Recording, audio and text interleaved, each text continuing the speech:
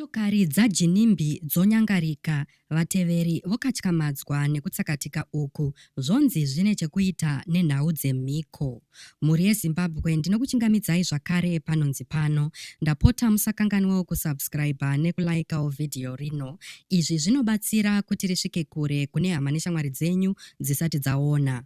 Nhau dzinokatyamadza dzabuda pamusoro pemuunganidzwa wemotokari dzemhando yepamusoro dzemushakabvu Genius Jinimbi Kadungure.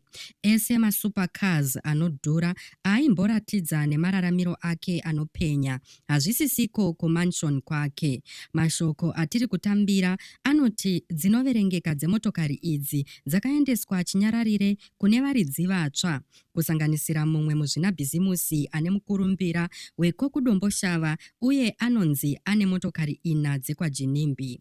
Vanhu vazhinji vari kubvunzana kuti izvi zvingaitike sei uye ndiani akaita sarudzo iyi mushure mekufa kwaJinimbi. Zvinonzi vamwe vevanhu vakapedzisira vave nemotokari dzemhando yepamusoro idzi vaive vaidanana nevaichengeta mota idzi.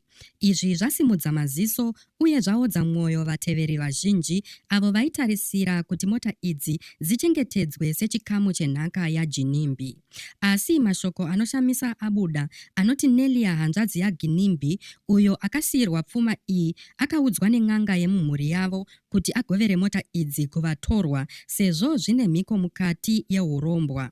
Nelia anonzi anga ari next in line kuti afe netsaona yemumugwagwa sezvakaita hanzvadzi yake nasisi vake, asi kuti akurire izvi anofanirwa kuparadza pfuma iyi yeurombwa. Ndosaka zodwa akanyarara nezvazvo, iye Nelia wacho asipo mazuvano pamasaisai. Mhuri yeZimbabwe munoionawo sei iyi? Ngatisanganei mucomment section muchitaurawo pfungwa dzenyu nemaonero enyu panhau iyi.